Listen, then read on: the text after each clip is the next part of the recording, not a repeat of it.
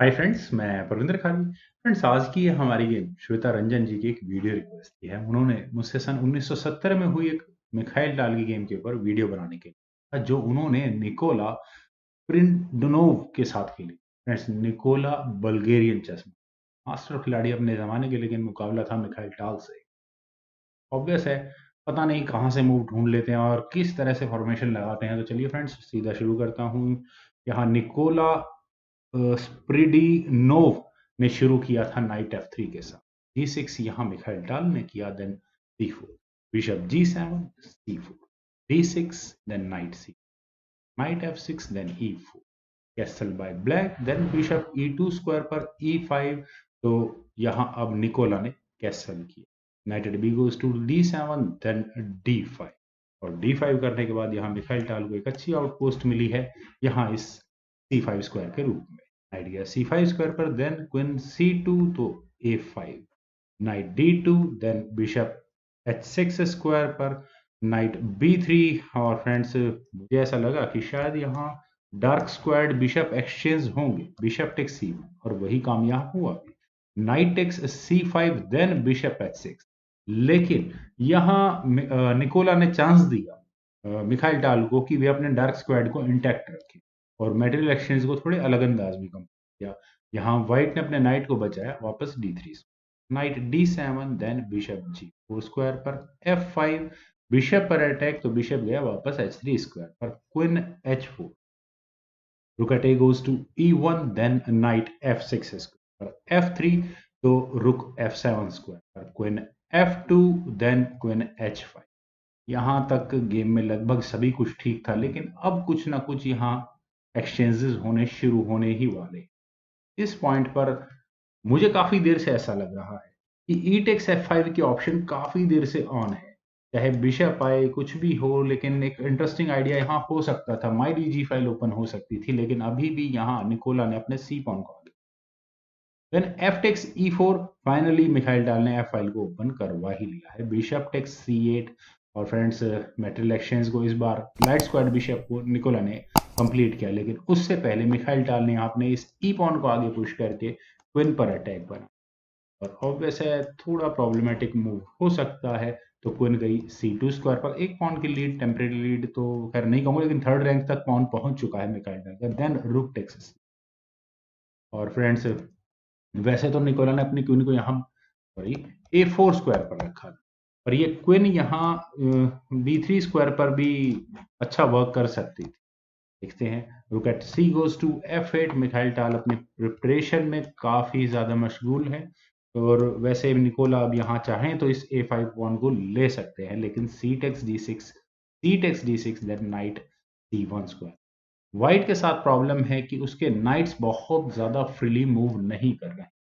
In fact यहाँ अगर देखा जाए तो ये नाइट आखिर पीछे क्यों गया है, माइट भी इस नाइट को कुछ इंप्रूवमेंट मिले यहाँ से, लेकिन उससे पहले ब्लैक ने E2 पॉन को आगे और अपने इस पॉन को दोबारा सेक्रीफाइस कर दिया, दोबारा नॉट एग्जैक्टली, अपने इस पॉन जो लीड थी उस पॉन को यहाँ दे दिया है।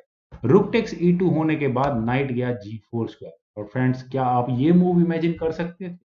बहुत मुश्किल है। जैसे ही यहाँ निकोला ने अपने इस रुक को सेकंड रैंक में पहुंचाया है, तो आप यहाँ देख सकते हैं कि बैक रैंक चेकमेट का पूरा खतरा है। दूसरे शब्दों में कहा जाए तो ये एफ पॉन यहाँ फिलहाल के लिए पिन हो चुका है, मतलब एफ टेक्स G4 नहीं हो सकता, अदरवाइज रुक टेक्स F1 चेक, और यहाँ ये मेट। और दूसरी ऑप्शन क्वीन टेक्स G4 भी नहीं हो सकता, क्वीन टेक्स G4 होने के बाद F takes G4, then rook takes F1 check with a mate. तो यहाँ अभी फिलहाल व्हाइट ने सबसे पहला काम S3 करने का किया, वही करना भी चाहिए था, लेकिन इतनी देर में यहाँ मिखाइल टाल को अपने नाइट को E3 स्क्वायर जैसी फॉरवर्ड पोस्ट के बारे ऊपर अटैक लगाने का मौका मिल चुका। और अब व्हाइट यहाँ क्या करे? व्हाइट के पास दो ऑप्शन है।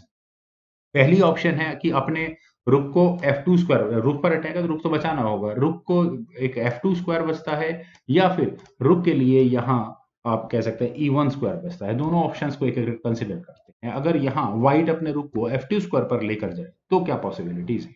तो यहाँ rook takes sorry knight takes G2 अभी फिलहाल ब्लैक कर सकता है, simply because king takes G2 होने के बाद देन रुक टेक्स F3। और यहाँ कुछ फ्रेंड्स कहने मुझे मेरे ख्याल से कहने की जरूरत नहीं है कि लगभग चेक मेटिंग थ्रेट है कंप्लीटली यहाँ से, क्योंकि बिशप की भी एक बहुत स्ट्रांग चेक की ऑप्शंस रहेगी ब्लैक के पास।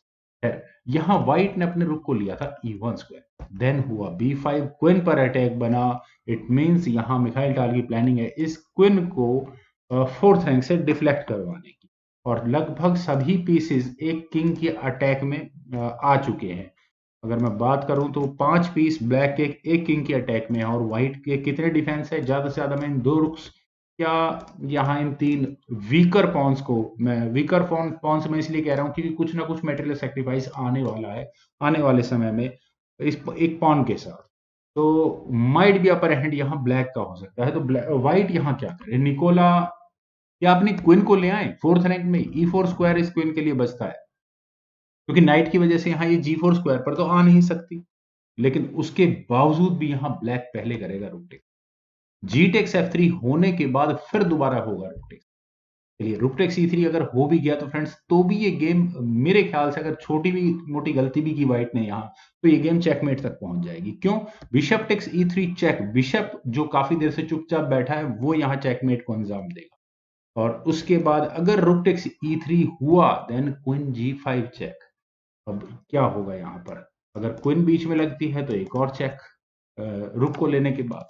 तो किंग मान लेते हैं मूव कर दिया जाए H1 स्क्वायर पर, देन रुक F1 चेक। किंग अगर ऊपर मूव होगा देन क्वीन G1 चेक, और यहाँ ये मेट। अगर मैं 2 मूव पहले की बात करूं, अगर यहाँ व्हाइट अपने किंग को इस H2 स्क्वायर पर लेकर आएगा तो क्वीन को G3 स्क्वायर से ले जाकर फिर चेक, किंग वापस H1 स्क्वायर पर जाएगा और फिर दोबारा कह सकते हैं कि चेकमेट होगी। फ्रेंड्स काफी स्ट्रॉन्ग मूव है यहाँ पर। लेकिन निकोला ने खैर अपनी क्वीन को अभी फोर्थ रैंक में नहीं रखा, उन्होंने यहाँ अपनी क्वीन को क्वीन टेक्स B5 कर लिया, फिफ्थ रैंक में ले गए हुए यहाँ अपनी क्वीन को। रुक टेक्स F3, फाइनली ये मूव एक्सपेक्टेड था। अगर मान लेते हैं कि व्हाइट अगर व्हाइट को थोड़ा बहुत भी इस गेम में बने रहना, तो शायद रुक टेक्स E3 कर देना चाहिए था।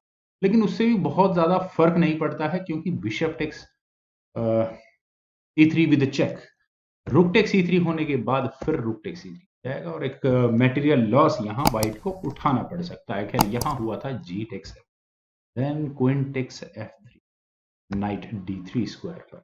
और नाइट यहाँ ये D3 स्क्वायर पर क्यों आया है फ्रेंड्स, मेरे ख्याल से मुझे बहुत ज्यादा एक्सप्लेन करने की जरूरत नहीं पड़ी। Queen G3 check, king H1, queen takes H3 check, open king position आ चुकी है व्हाइट की अपने रुक के सेक्रीफाइस करने के की वजह से। यहाँ ब्लैक के किंग है G1 स्क्वायर पर, देन E4, और यहाँ इस नाइट को डिफ्लेक्ट करवाने की तैयारी है।